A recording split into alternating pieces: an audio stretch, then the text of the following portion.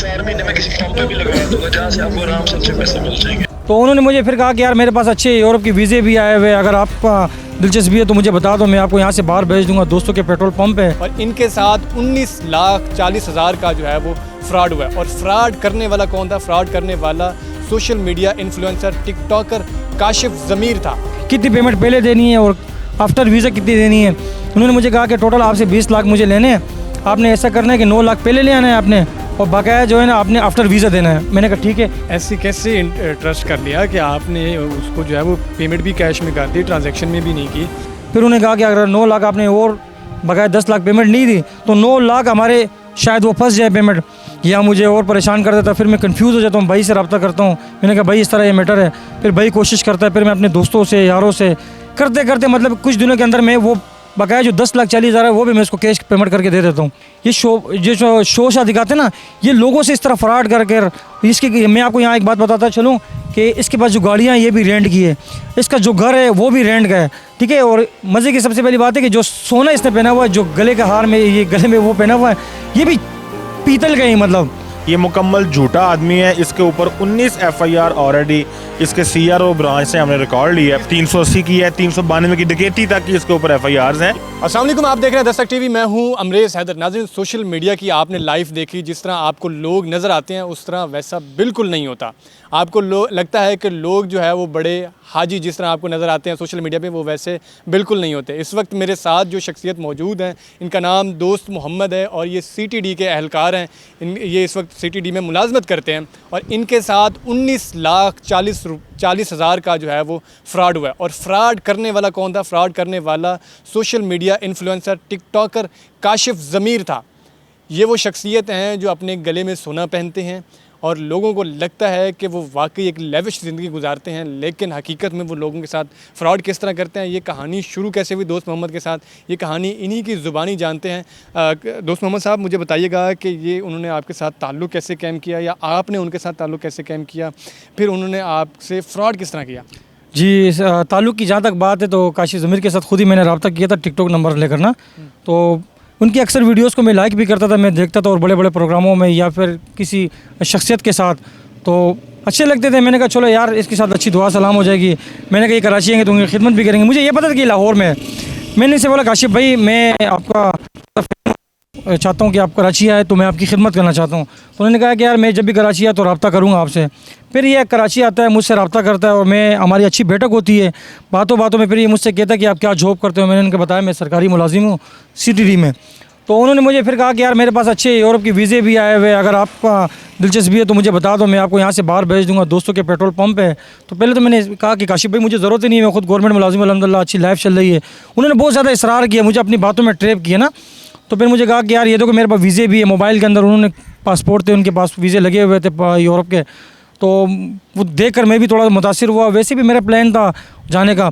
तो मैंने कहा काशिफ भाई मैं इंशाल्लाह सोच कर आपको बताऊंगा। फिर कुछ टाइम गुजरता है, मैंने फिर दोबारा कॉल की, फिर हमारे रब्ता हुआ। मैंने काशिफ भाई को बोला मेरा प्लान बना हुआ तो किस तरह मतलब पेमेंट देनी है आपको, कितनी पेमेंट देनी है और कितना टाइम में काम होना है।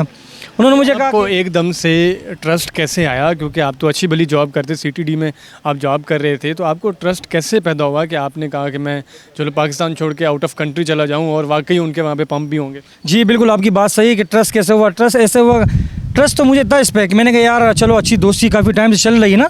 तो मतलब हमारी बातचीत होती थी, कॉल पे भी होती थी, व्हाट्सएप। कितना अरसा ये दोस्ती रही है? हमारी तकरीबन 2 साल हो गए दोस्ती को।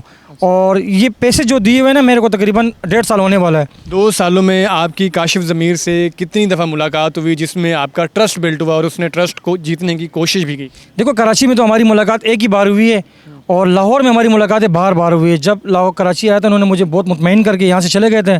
फिर मेरा भी इरादा था, मैंने कहा इतनी बड़ी शख्सियत है यार, अगर मैं आज से काम करवाना भी चाहूँ तो मुझे उम्मीद है कि ये मेरा काम करवा देगा। एक यकीन था, एक उम्मीद थी और एक भरोसा भी था इस पर। मुझे क्या पता कि ये फ़राडी और धोखेबाज इंसान, इसका काम इसे फ़राड करना है। तो जब मैंने फिर इससे रब्ता किया कि मैं लाहौर आ रहा हूँ पेमेंट लेकर, कितनी पेमेंट पहले देनी है और आफ्टर वीज़ा कितनी देनी है, उन्होंने मुझे कहा कि टोटल आपसे 20 लाख मुझे लेने हैं, आपने ऐसा करना है कि 9 लाख पहले ले आना है आपने, और बकाया जो है ना आपने आफ्टर वीज़ा देना है। मैंने कहा ठीक है। फिर 2 दिन बाद मैंने रब्ता। तो आपके पास ये 20 लाख रुपए मौजूद थे कि आपने इतनी बड़ी हामी भर दी? देखो कुछ पेमेंट मेरे पास सेविंग पड़ी हुई थी, लेकिन 4-5 लाख रुपए। और आफ्टर वीज़ा भी आपको पता है जब भी वीज़ा लगता है कोई ना कोई रास्ता निकल ही आता है, बंदा दोस्तों से, कज़नों से, मामू से कहीं ले लेता है। तो जब 5 लाख थे बकाया, मैंने भाई से कुछ चाचू से पेमेंट लेकर 9 लाख पूरा करने के बाद मैं लाहौर चला गया। जब मैं लाहौर आया हूँ, मैंने काशिफ ज़मीर से रब्ता किया, तो उन्होंने मुझे पेमेंट का कहा कि पेमेंट का है। मैंने कहा पेमेंट तो अकाउंट में पड़ी हुई है। फिर वो अकाउंट का मैंने उससे पूछा तो उन्होंने ना अकाउंट मुझे दिया ना चेक दिया। मैंने कहा काशिफ भाई कोई ऐसी छोटी दो, कल अल्लाह ना करे वीज़ा ना लगे, कल हमारी तल कलामी ना हो जाए, हमारी अच्छी दोस्ती ख़राब ना हो जाए। तो उन्होंने बातों में इस तरह कहा कि यार आप पेमेंट भी लेकर आए हो, आपके लिए एफर्ट भी कर रहा हूँ, बाहर भेज भी रहा हूँ, इतना अच्छा मौका है, मतलब आप मुझे एंड टाइम में मुझे कहते हो कि चेक दे दो या वो दे दो।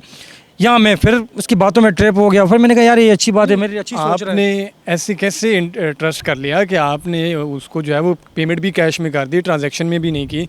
ट्रांजैक्शन उसने क्यों नहीं करवाई, पहले तो ये बताएं। देखो सबसे बड़ी बात है कि जब इंसान किसी से धोखा खाता है तो उसकी आंखों पे पर्दा आ जाता है। आप ऐसे समझ लें मैं धोखे में आ गया हूँ, उसकी बातों में उलझ गया हूँ। मैं भी इंसान हूँ, मुझसे भी गलती हुई, और ये मेरी ज़िंदगी की सबसे बड़ी गलती हुई है कि मैंने इस बेज़मीर इंसान पर ट्रस्ट किया, इसको पेमेंट दिए। 9 लाख देने के बाद फिर इसने मुझे कहा कि आप कुछ दिन लाहौर स्टे करो, मैं आपको ऑफ़र लेटर दूंगा। वो कुछ दिन के बाद मुझे दोबारा कॉल करता है कि आपने बकाया जो पेमेंट है वो अरेंज करनी है। मैंने कहा काशिफ भाई ये 9 लाख मैंने इतनी मुश्किल से अरेंज की है, आपने आफ्टर वीज़ा मुझे 10,40,000 का कहा था, मैं तो इस तरह और नहीं कर सकता। मैंने कहा, फिर उन्होंने कहा कि अगर 9 लाख आपने और बकाया 10 लाख पेमेंट नहीं दी तो 9 लाख हमारे शायद वो फंस जाए पेमेंट, या मुझे और परेशान कर देता। फिर मैं कंफ्यूज हो जाता हूँ, भाई से रब्ता करता हूँ। मैंने कहा भाई इस तरह ये मैटर है। फिर भाई कोशिश करता है, फिर मैं अपने दोस्तों से यारों से करते करते मतलब कुछ दिनों के अंदर मैं वो बकाया जो 10,40,000 है वो भी मैं उसको कैश पेमेंट करके दे देता हूँ। ठीक है, यानी कि आपने 19,40,000 अब दे दिए। उसके बाद जब आप वो आपको क्या कहता है वॉइस करके या कॉल पे क्या कहता है? देखो वीज़ा से पहले तो वो बहुत प्यार मोहब्बत के मुझसे बातें करता था, माँ की दूध की कसम खाई है, वो रिकॉर्डिंग में मुझे बेबा मौजूद है कि मेरी माँ की दूध की कसम, मैं आपके लिए अच्छे मुस्तकबिल के बारे में सोच रहा हूँ। फिर एक वॉइस मुझे करता है कि अगर 48 घंटे के अंदर आपकी पेमेंट पूरी हो गई, मैंने आपको मूव अगर यहाँ से नहीं किए तो मैं आपके पाँव में बैठकर आपसे जूते पे खाऊंगा और आपका 1-1 रुपये भी वापस करूँगा। वो रिकॉर्डिंग में मेरे पास मौजूद है। यानी काशिफ ज़मीर ने इतने बड़े दावे किए, तो अब आप लोगों को यहाँ पे क्या पैगाम देना चाहेंगे कि जो टिकटॉकर्स को देखते हैं, जो उनको फॉलो करते हैं और उनको समझते हैं कि यही हमारे रोल मॉडल हैं? देखिए मैं अपने तमाम देखने वाले को यही कहूँगा, ये सब फेक लाइफ है, झूठी लाइफ है। कोई ऐसा मतलब वो ये लाइफ कोई लाइफ नहीं है। ये शो सा दिखाते हैं ना, ये लोगों से इस तरह फ्रॉड करके इसके मैं आपको यहाँ एक बात बताता चलूँ कि इसके पास जो गाड़ियाँ ये भी रेंट की है, इसका जो घर है वो भी रेंट का है, ठीक है। और मज़े की सबसे पहली बात है कि जो सोना इसने पहना हुआ है, जो गले का हार में ये गले में वो पहना हुआ है, ये भी पीतल का ही मतलब। और ये भी मुझे आप सबको पता होगा कि फ़िज़ा लास्ट शो में फ़िज़ा अली ने जो है ना उसको बेनकाब किया हुआ था। वो तो कहते हैं ओरिजिनल है मेरा सोना। कोई ओरिजिनल नहीं है। फ़िज़ा अली शो का वो प्लेटफॉर्म है जहाँ लोगों को हकीकत से आगाह किया जाता है। दुनिया ने देखा कि उसका सोना जाली है। नाज़रीन, इस वक्त हमारे साथ एडवोकेट साहब भी मौजूद हैं जो इस केस को जो है वो प्रोसीड कर रहे हैं। इनसे हम जानते हैं कि इस केस के अंदर जो है वो नए क्या इंकशाफात हुए हैं और काशिफ ज़मीर को कितनी सज़ा हो सकती है और कितना जुर्माना हो सकता है। अस्सलाम वालेकुम। वालेकुम सलाम। भाई मुझे बताइएगा कि काशिफ ज़मीर का जो अभी केस चल रहा है दोस्त मोहम्मद के, तो उसमें अभी क्या इंकशाफात हुए हैं और उसमें क्या टर्निंग पॉइंट आया? ये 420 की एफआईआर इनिशियली स्टेज पे लॉन्च हुई थी। उसके बाद जो है वो पुलिस ने फर्दर इन्वेस्टिगेट किया। हमने एप्लीकेशन दी कि आप इसको 406 में कन्वर्ट करें क्योंकि ये अमानत में ख़यानत भी है और वो 406 नॉन बेलेबल ऑफेंस है, 420 बेलेबल ऑफेंस है। तो पुलिस ने उसको इन्वेस्टिगेशन करने के बाद तमाम जो ठोस सबूत हैं उनकी बिना पे उसको 406 में कन्वर्ट किया। कन्वर्ट करने के बाद पुलिस इन्वेस्टिगेशन में भी ये गुनाहगार हैं, ना तो वहाँ पे आ रहे हैं, ना वहाँ पे पुलिस इन्वेस्टिगेशन ज्वाइन कर रहे हैं, ना ये कोर्ट में पेश हो रहे हैं। ये मुकम्मल झूठा आदमी है। इसके ऊपर 19 एफआईआर ऑलरेडी इसके सीआरओ ब्रांच से हमने रिकॉर्ड लिया है। किस चीज़ में ये मतलूब है जो 19 एफआईआर हैं? ये किसी एफआईआर में बेल पे है, किसी में ये मुलज़म है, किसी में ये भी प्री रेस्ट पे है। इस पे 4 से 5 एफआईआर जो हैं 420, 468, 71 की हैं फ्रॉड की, और 406 की हैं, 279 की है और 380 की है, 392 की डकैती तक की इसके ऊपर एफआईआर्स हैं। यानी काशिफ ज़मीर साहब जो है वो डकैतियाँ भी करते हैं, आप ये कहना चाहिए? अकॉर्डिंग टू रिकॉर्ड, हम रिकॉर्ड के बिहाफ पे बात कर रहे हैं। पुलिस रिकॉर्ड और पुलिस इन्वेस्टिगेशन के बाद इसके ऊपर 392 की एफआईआर्स भी हैं। अभी हमने जो है ये प्री रेस्ट में लास्ट टाइम कोर्ट में अपीयर भी नहीं हुआ, इसने एक फेक मेडिकल दिया कि जी मैं बीमार हूँ, मैं आ नहीं सकता। तो ऑनरेबल कोर्ट ने इसको लास्ट चांस दिया है। अगर ये इस दफ़ा नहीं आता तो इसकी बेल भी खारिज करवाएंगे और इसको इंशाल्लाह पूरी कौम देखेगी बिहाइंड द बार। इसको इंशाल्लाह जो है वो गरीबों का हक कैसे नोचते हैं इसको बिहाइंड द बार दिखेलेंगे इंशाल्लाह। काशिफ ज़मीर साहब क्या वाकई इतना ताकतवर हैं कि वो पुलिस के शिकंजे में भी नहीं आ रहे? 19 उस पर एफआईआर हैं। नहीं, ऐसी बात नहीं है। ये बेशरम आदमी 2-3 बार जो है पुलिस ने इसको अरेस्ट किया है। सारी दुनिया ने देखा कैसे वहाँ पे हल्फन माफिया मांग के निकलता है और फिर आगे वही जो है हरकतें करता है। लेकिन इंशाल्लाह इस बार जो है वो होपफुली कि इसका लास्ट फ्रॉड होगा। अब ये जो अभी आपने मुझे वॉइस नोट सुनाए और बताया कि उसमें वो 5 लाख भी देने को फिर रहा है, वो किस लिए फिर रहा है? क्या वो आप लोगों से डर गए?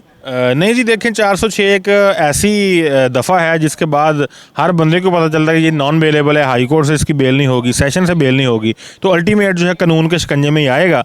तो वो कुछ दोस्त हैं हमारे, उनके थ्रू ये अप्रोच कर रहा है कि जी 5 लाख ले लें, 3 लाख ले लें तो मेरी जान बख्शी कर दें। लेकिन उसके कौन से पैसे जो हैं वो हराम के हैं या उसके नहीं दिए उसने 19,40,000 रुपया हल्फन दिया है, उसके पास एक प्रूफ मौजूद है। और वो और उसके अलावा जो बेचारा जलील हो रहा है कभी कराची में कभी लाहौर में, तो उसका प्रॉपर उसके डैमेजेस क्लेम बनते हैं, वो उसको 25-30 लाख रुपए एक्स्ट्रा हम चार्ज करेंगे इंशाल्लाह। तो काशिफ ज़मीर साहब को जो है वो कितनी सज़ा मिलेगी अगर अदालत जो है वो हक पे फैसला कर दी? भाई 10 साल पनिशमेंट है और जो है इसकी पनिशमेंट जो है वो विद फाइन भी हो सकती है और इसकी जो पनिशमेंट है वो हार्ड पनिशमेंट है, जो है वो नॉन बेलेबल जुर्म की सज़ा 10 साल है। अच्छा, आखिर में देखने वालों को क्या पैगाम देंगे जो इस तरह टिकटॉकर्स के ऊपर, जिनको देखते हैं, जिस तरह रजब भट्ट हो गया या बाकी जिस तरह भी टिकटॉकर्स हैं, उनको देखते हैं और समझते हैं कि जो ये ज़िंदगी टिकटॉक पे गुजार रहे हैं ये वाकई इनकी ज़िंदगी इस तरह की होगी? नहीं, देखें सोशल मीडिया प्लेटफॉर्म को आपने इस्तेमाल करना है। मेरी उन पेरेंट्स से अपील है जिनके बच्चे जो नौमौलूद हैं या जो छोटे हैं, जिनको शौक़ है इस तरह का जी हम चेनें पहने और मोबाइल 5-4 पकड़े हो, चाहे वो डमियाँ ही हों, और हम जो है गाड़ियाँ हों, हमारे पास घर हो, और उनको नहीं पता कि ये फेक लाइफ है। सोशल इन्फ्लुएंस मीडिया वाले आप जैसे भाई अच्छे दोस्त भी हैं सारे, लेकिन ज़रूरी नहीं है कि सारा इस तरह का गंद हो। लेकिन इस तरह का जो गंद है, पेरेंट्स से अपील है कि अपने बच्चों पर नज़र रखें, वो किस तरह का कंटेंट देख रहे हैं, किसको प्रमोट कर रहे हैं। पेरेंट्स के लिए अपील है कि इन लोगों से बचें।